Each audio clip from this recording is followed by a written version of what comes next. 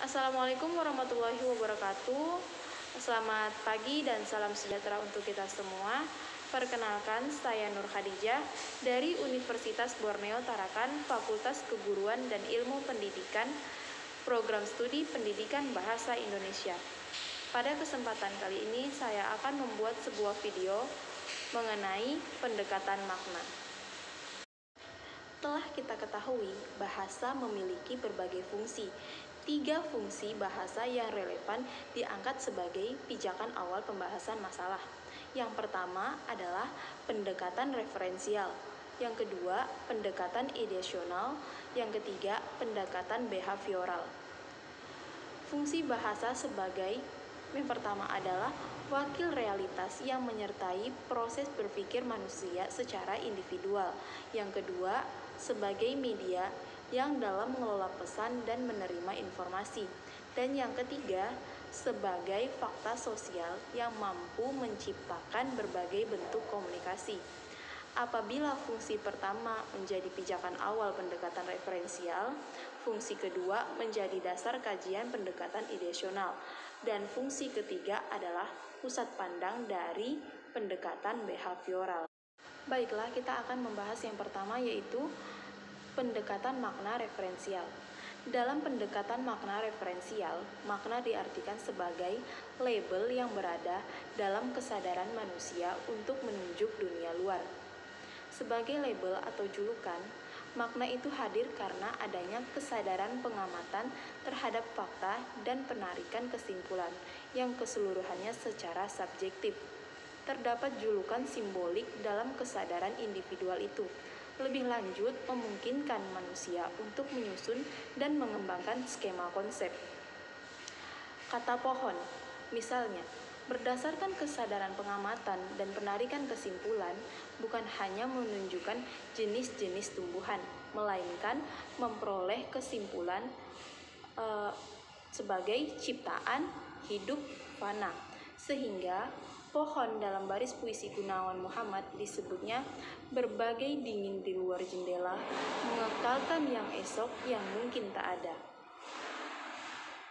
Kesadaran pengamatan dan penarikan kesimpulan dalam pemberian julukan dan pemaknaan tersebut berlangsung melalui bahasa, akan tetapi berbeda dengan bahasa keseharian. Bahasa yang digunakan di sini adalah bahasa perseorangan atau private language, menurut Herman 1968. Dengan demikian, makna dalam skema konsep dapat merambah ke dunia absurd yang mempribadi dan terasing dari komunikasi keseharian. Selanjutnya, kelemahan dalam pendekatan referensial. Selain telah disebutkan di atas, juga dikaitkan dengan masalah adanya paradoksal antara kebergantungan pada wujud yang diacu dan subjektivitas dalam memberi julukan. Selain itu, skema konsep yang dianggap bersifat individual, karena dunia kita merupakan dunia yang satu ini juga pada akhirnya bisa menjadi milik bersama. Contohnya, seorang petani adalah salah satu di antara petani lainnya. Seorang penyair adalah satu di antara penyair lainnya. Kelemahan lain yang sangat menarik sehubung dengan kajian dalam butir-butir ini adalah meniadakan hakiki makna dan bahasa sebagai hubungan antara bentuk dan isi, mencabut makna dari konvensi dan mengeluarkan dari konteks komunikasi. Selanjutnya adalah pendekatan ideasional. Dalam pendekatan ideasional, makna adalah gambaran gagasan dari satu bentuk kebahasaan yang bersifat sewenang-wenang, tetapi memiliki konvensi sehingga dapat saling dimengerti. Gambaran kesatuan hubungan antara makna dan bentuk kebahasaan itu secara jelas dapat dikaji dalam rumus Grice. X berarti P dan X memaknakan P, seperti dimiliki oleh P, X dalam konsep Grice adalah perangkat kalimat sebagai bentuk kebahasaan yang telah dimiliki satuan gagasan. Kalimat yang berbunyi X memaknakan P, seperti yang dimiliki P memberikan gambaran tentang keharusan memaknai X.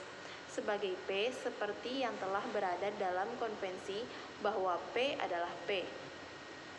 Meletakkan komponen semantik pada adanya satuan gagasan bukan berarti pendekatan edisional mengabaikan makna pada aspek bunyi, kata, dan frase. Gerald D. Gatz mengungkapkan bahwa penanda semantis dari bunyi, kata, dan frase sebagai unsur-unsur pembangun kalimat dapat dilangsungkan diidentifikasi lewat kalimat. Dengan mengidentifikasi unsur-unsur kalimat itu sebagai satuan gagasan, diharapkan pemaknaan tidak berlangsung secara lepas-lepas, tetapi sudah mengacu pada kesatuan makna yang dapat digunakan dalam komunikasi. Menurut Gatz dalam Sternberg and Jokobovich 1978. Sehubung dengan kegiatan berpikir manusia, berpikir menggunakan bahasa yang juga bisa digunakan dalam komunikasi. Sebab itulah, kegiatan-kegiatan pengolahan pesan lewat bahasa atau encoding, penyampaian pesan lewat bahasa atau coding. Komponen pembangun gagasan dalam encode menurut Gerald Gatz bisa saja tidak sama persis dengan kode. Akan tetapi, yang pasti hubungan linear itu harus diikuti dari, yaitu hubungan timbal balik antara penyampaian dan penerima pesan yang ditandai oleh adanya saling mengerti. Grice juga menyebutkan suatu bentuk kebahasaan itu dimaknai P oleh penutur adalah apabila pemaknaan P itu secara laras, nantinya juga dimaknai P oleh pendengarnya. Dalam dua pendekatan yang telah diurai di atas, dapat diketahui bahwa yang pertama, pendekatan referensial dapat mengkaji makna lebih menekankan pada fakta sebagai objek kesadaran, pengamatan, dan penarikan kesimpulan secara individual. Dan yang kedua, pendekatan edisional lebih menekankan pada keberadaan bahasa sebagai media dalam mengelola pesan dalam menyampaikan informasi. Keberatan dari pendekatan behavioral terhadap kedua pendekatan tersebut salah satunya adalah kedua pendekatan itu telah mengabaikan konteks sosial dan situasional yang oleh kaum behavioral anggap berperan penting dalam menentukan makna. Kritik lain terhadap pendekatan di atas adalah pada objek kajian utama yang justru tidak pernah diobservasikan secara langsung. Pernyataan dalam kajian edisional yang berkaitan dengan keselarasan, pemahaman antara penutur dengan pendengar dalam memaknai kode, misalnya dalam pendekatan behavioral, dianggap kajian spekulatif karena pengkaji dianggap tidak mampu meneliti karakteristik ideal pemahamannya. Sebab itulah kajian makna yang bertolak dari pendekatan behavioral mengkaji makna dalam peristiwa ujaran yang berlangsung dalam situasi tertentu. Penentuan makna dalam speech arts menurut Searle harus bertolak dari berbagai kondisi dan situasi yang melatari pemunculannya. Unik ujaran yang berbunyi masuk, misalnya dapat berarti di dalam garis. Bila muncul misalnya dalam permainan bulu tangkis berhasil. Bagi yang main lotre, silahkan ke dalam. Bagi tamu dan tuan rumah hadir. Bagi mahasiswa yang dipresentasi Pak dosen. Makna keseluruhan unit ujaran itu dengan demikian harus disesuaikan dengan latar situasi dan bentuk sosial interaksi yang mengkondisikannya. Konsep yang antara lain dikembangkan oleh Autin, Hare, Searle, Alson, dan lain-lain akhirnya juga tidak dapat terlepas dari kritik. Kritik utama yang datang dari Chomsky menganggap bahwa meletakkan unsur luar bahasa sejajar dalam bahasa, dalam rangka menghadirkan makna, berarti menghilangkan aspek kreatif bahasa itu sendiri yang dapat digunakan untuk mengekspresikan gagasan secara bebas. Bahasa sebagai suatu sistem adalah sistem dari sistem. Perbendaharaan kata atau leksikon pemakaiannya bukan hanya memperhatikan kaidah leksikal dan gramatikal, melainkan juga ditentukan oleh representasi semantik. Komponen representasi semantik yang menunjuk dunia luar pada dasarnya telah mengandung sistem luar biasa. Dengan demikian, konteks sosial dan situasional sebagai suatu sistem bukan berada di luar bahasa. melainkan berada di dalam dan mewarnai keseluruhan sistem kebahasaan itu sendiri. Baru setelah unsur yang tercakup di dalam deep struktur itu laras, hadirlah surface struktur yang pemunculannya dalam tuturan juga memperhatikan kaidah fonologi atau fonologi rules. Konsep demikian sedikit banyak juga mewarnai kajian semiotik yang dilaksanakan oleh Morris.